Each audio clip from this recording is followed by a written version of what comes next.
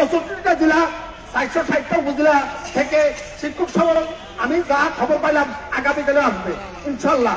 আপনারা আবার হিম্মত হারাবেন না, কারণ এক অধ্যক্ষ আজিজি, এক অধ্যক্ষ মাইনুদ্দিন, এক এই যে আমাদের লিডাররা এক একজন লিডার, আমরা অনবরত কাজ করে যাচ্ছি, আমরা কাজ জন্য কাজ করছি আপনাদের জন্য। কিন্তু যদি আপনারা আমাদেরকে ছেড়ে চলে যান তাহলে এটা কি করব? আপনারা যদি ঢাকায় এসে ওই ঘুরতে যান, ওই যে মেট্রোট্রেনের চড়তে যান, মার্কেটিং করতে যান, তাহলে এটা কি ঠিক হবে? হ্যাঁ, আজকে না আমি দেখেছি কয়েকজন ম্যাডামকে, এই বলে ম্যাডাম কোথা স্যার কোথা সুনামগঞ্জের, হ্যাঁ দেখ বললাম নামটা মনে গেছে নিয়ম না, তো এখানে ঘুরতেছি এখন না, এটা তো ঘুরে জায়গা না, আসেন। তারপর আমি এখন এখানে চলে এসেছি। হ্যাঁ, নাইমে যায় আমার আসল থাকার ঠিক করতে হবে, যত নাইমে আমি ট্রেনিং করেছি। হ্যাঁ, এখন আমরা আমাদের এই যে এমপিভুক্ত জাতিগণ প্রত্যাশীর নেতৃত্বে আমরা কি স্যারকে ত্যাগ করে কি আমরা চলে যাবো আমাদের বাড়ি বাড়ি? থাকতো আমাদের প্রজ্ঞাপন না দেওয়া হয় ততক্ষণ পর্যন্ত আপনারা একটা কাজ করতে পারেন, বাইরে ওঠা কিরকম 3 জন আসছেন, 3 জন তো 3 দিন থাকি, আবার প্রতিষ্ঠান পদকে বলবেন 3 জন ভাড়া দিতে, ওকে? যেমন এরকম করবেন, বাইরে ওঠা করলে আমাদের ঝামেলা করবে, সবার আমাদের উপর এনার্জি, তো আমাদের একটা ব্যাপার আছে, পরিবার আছে, আন্দোলন গোছানো হবে। আর আমি বললাম যে আল্লাহর রহমতে আমরা তো আজকে সচিবালয় গেছি, তার সাথে আমিও গেছি, আমরা যা টের পেলাম ইনশাল্লাহ ইনশাল্লাহ আমাদের দাবি মানবে মানবে মানবে, এই মানতে হবে মানতে হবে মানতে হবে, দাবি মানতে হবে মানতে হবে মানতে হবে, দাবি মানতে হবে মানতে হবে মানতে হবে। এখন আমাদের সংগঠিত সকল শিক্ষক শিক্ষিকা যারা সবাই সিটি আছে, দয়া করে একটু আমাদের মহান নায়ক চলে আসছে আজিজ স্যার, আপনারা প্লিজ আপনারা বাইরে ঘোরাঘুরি না করে, আজিজ স্যার এখানে আছে, অধ্যক্ষ দেলোয়ার হোসেন আজিজ স্যার ব্রিফ করবে সারাদিনের ফলো আপ, সারাদিন কি করছে, আবার শাহবাগে গেছে, যাই ওদের শহরের ব্যাপারে উনি কাজ করতেছে। এখন আপনারা আমি যে বললাম বাইরে ওঠেন পর্যন্ত বাইরে ওঠেন, বুঝছে বাইরে ওঠেন, আবার 3 জন সবসময় পরিবারকে অবয় দিবেন যে দেখো, ওয়াইফকে বলবেন বা ভাবিকে বলবেন কি যে দেখো প্রজ্ঞাপন ছাড়া ঘরে আসবো না, বলেন প্রজ্ঞাপন ছাড়া ঘরে আসবো না, কারণ এটা আমাদের শেষ ঠিকানা, হয় বাঁচবো নয় মরবো, বলেন হয় বাঁচবো নয় মরবো, do or die, do or die. আমরা আমরা আমরা বাঁচতে শিখেছি, we want to live, we don't know to die, okay? হ্যাঁ, আমরা এক একজন টিচার, এক একজন অ্যাম্বাসেডর,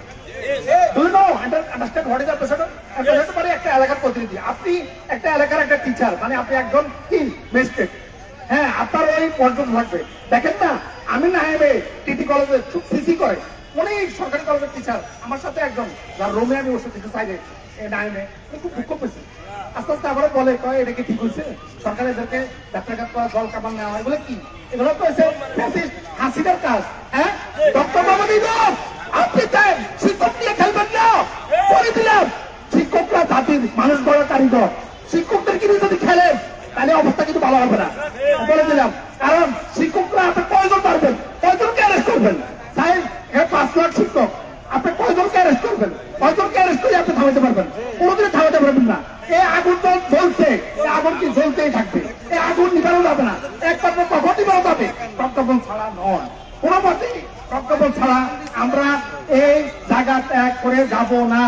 আর আমরা আমাদের এই অধ্যক্ষতার দীর্ঘ ন্যায় কামনা করি, হ্যাঁ আমরা ন্যায় কামনা করি, আমরা ইঞ্জিনিয়ার আবুল বাশারের ন্যায় কামনা করি, আমরা সারাদিন লাইভ করে, আমরা যারা আমাদের এই সারা দিন যারা পরিশ্রম করে তাদের ন্যায় কামনা করি, যারা আল্লাহ তাদেরকে দীর্ঘ জীবন দান করে সুস্থ রাখে, যারা তারা আমাদের জন্য তারা সংগ্রাম দিয়ে আমাদের জন্য সাহায্য করতে পারে।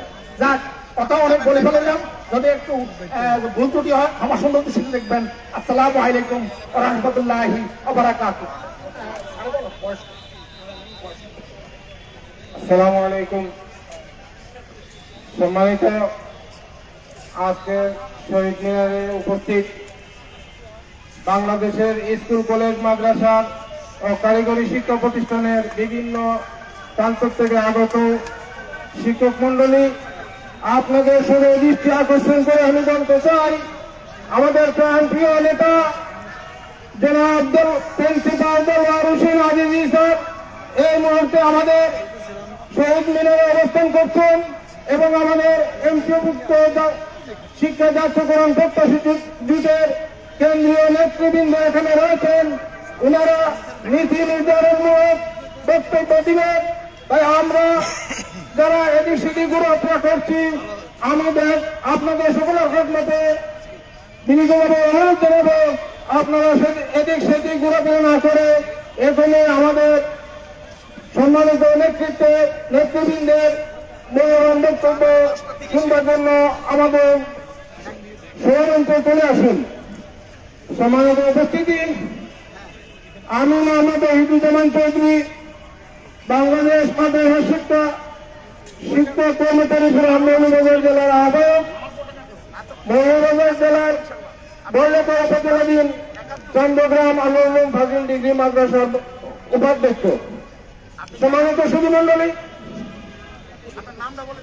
আমি গত 13 তারিখের পূর্বে 4 তারিখে আমাকে প্রিন্সিপাল দেওয়ার হোসেন আজিজি স্যার আহ্বায়কের দায়িত্ব দেওয়ার পর গত 13 তারিখে আমি মৌলভীবাজার জেলার থেকে প্রত্যেকটি উপজেলার থেকে এবং প্রত্যেকটি মাদ্রাসা শিক্ষা প্রতিষ্ঠান থেকে আমি প্রতিনিধি নিয়ে উপস্থিত হয়েছিলাম। সম্মানিত সহযোদ্ধা বৃন্দগণ, আপনাদের সবাই অবগতির জন্য জানাতে চাই, ইতিমধ্যে গত 4 অক্টোবরের ভেতরে আমার জেলায় 9টি উপজেলা রয়েছে। প্রত্যেকটি উপজেলা সাংগঠনিক কাঠামো অনুসারে উপজেলা কমিটি গঠন করতে পেরেছি ইনশাআল্লাহ। সম্মানিত সুধী, এই আন্দোলনে আজকে এই লাগাতার কর্মসূচিতে মৌলভীবাজার জেলার প্রত্যেকটি উপজেলার সভাপতি এবং সম্পাদকের নেতৃত্বে হাজার হাজার শিক্ষক কর্মচারী এসে সমবেত হয়েছিল প্রেস ক্লাবে। আমি একথা বলে আপনাদের সময় নষ্ট করতে চাচ্ছি না। আমি বুঝাতে চাচ্ছি যে প্রিন্সিপাল দেওয়ার হোসেন আজিজির নেতৃত্বে এখন শুধু ঢাকা আর বিভাগীয় শহর নয়, গ্রামে গঞ্জে উপজেলা পর্যায়ে আমাদের মাদ্রাসা শিক্ষক কর্মচারী ফোরাম তৃণমূল পর্যায়ে সুসংগঠিত হয়ে গেছে।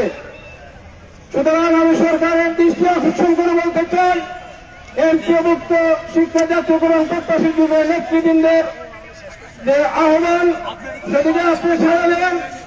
6 লক্ষ এমপিও শিক্ষক কর্মচারীদের ভাগ্য পরিবর্তনের জন্য আমাদের যে নেতৃবৃন্দ আমাদের দিক নির্দেশনা দিচ্ছেন, তাদের দিক নির্দেশনা স্কুল কলেজ মাদ্রাসা এবং কারিগরি শিক্ষা প্রতিষ্ঠানে জেলা উপজেলার থেকে হাজার হাজার শিক্ষক কর্মচারী যে কোনো প্রোগ্রামে আন্দোলনে সংগ্রামে যাত্রা করতে পিছপা হবে না।